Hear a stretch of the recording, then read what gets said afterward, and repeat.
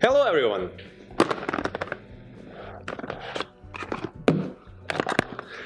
This gorgeous device is another mid-ranger by the Korean company.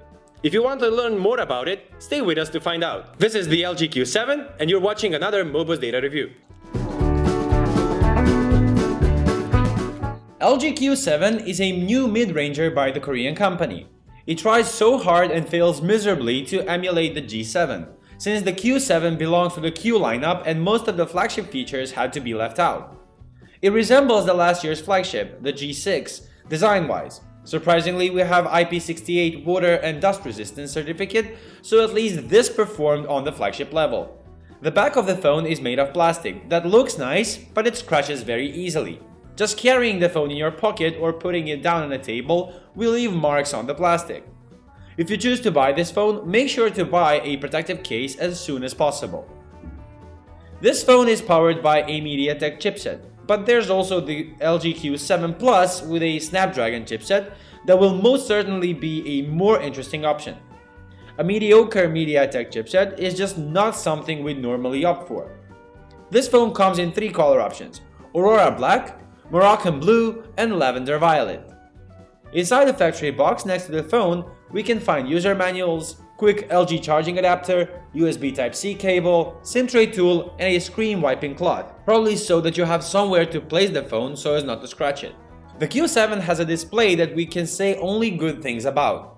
This is a compact device with its 5.5-inch display that we rarely see nowadays, and its resolution is 1080p Full HD. Most manufacturers would choose HD resolution for their 5.5-inch panels, but LG chose to go a step further. The aspect ratio is 18:9, and all this translates to 442 pixels per inch, which means that all views will be crystal clear.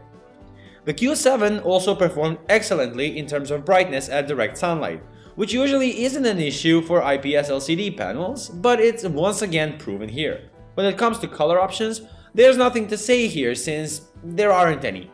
Always on display, or as LG likes to call it, the screensaver, is available, but it is active only when the display is on the charger.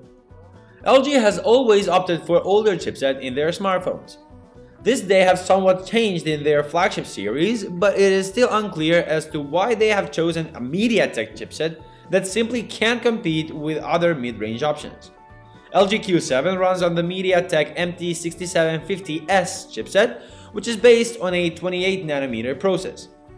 This chipset is almost 3 years old, and we believe that this is a very bad move for a mainstream manufacturer. The phone comes with 3GB of RAM and 64GB of internal storage, while the Q7 version has 1GB of RAM more.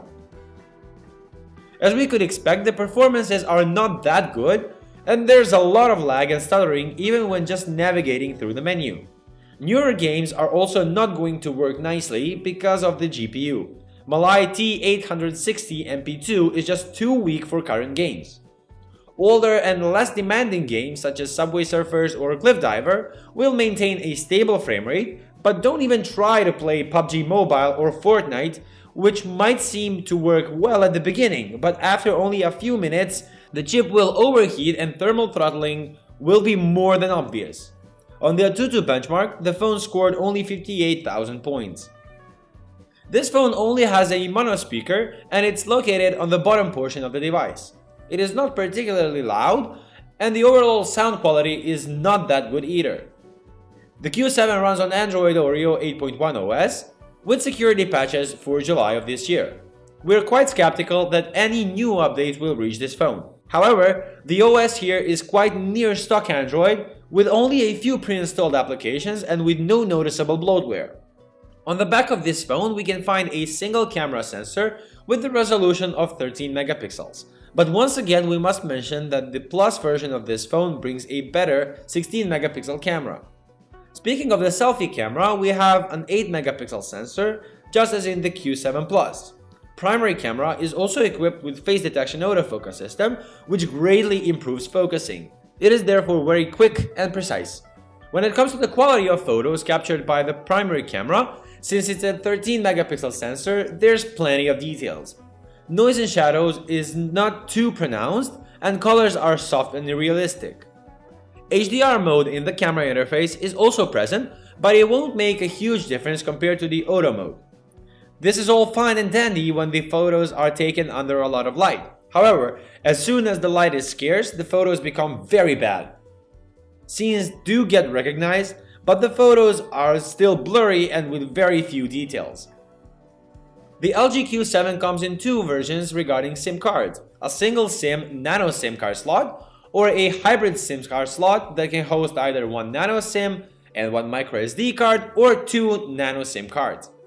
Supported storage expansion is up to 512 GB, which is great information taking into account that this phone has the capacity of maximum 64 GB. And if you ever feel like you need some more storage, the micro SD card will be at your disposal. As we've said in one of our earlier reviews, we think that every mid-ranger should have a 3.5mm port. And this phone luckily has it.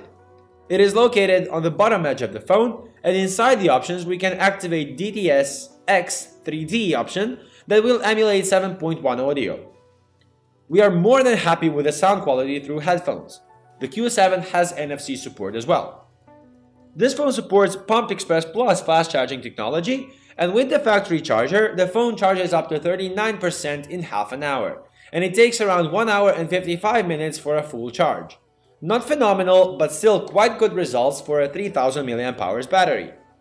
When it comes to autonomy, since the battery provides power to a 28nm chipset, the phone only performed decently. Average results, we'd say. The phone is capable of lasting a day, but not more than that, while the screen on time is around 5.5 hours. The Q7 is, in our modest opinion, only an okay mid-range device, with a few advantages such as good design and build quality, good display, good connectivity options, and awesome sound through headphones. But it is more than overpriced with its $350 price tag. Nokia 6.1, Huawei P20 Lite, or Xiaomi Mi 2 will all be much better options if you're searching for a new phone. How do you like the LG Q7? We'd like to hear your opinions in the comment section below. If you have any suggestions or you would like any other devices being reviewed, let us know either here or on our Facebook page. If you like this review, subscribe to our YouTube channel, leave a thumbs up, like us on Facebook and follow us on Instagram. Sit back and relax as we're working hard on new material for you.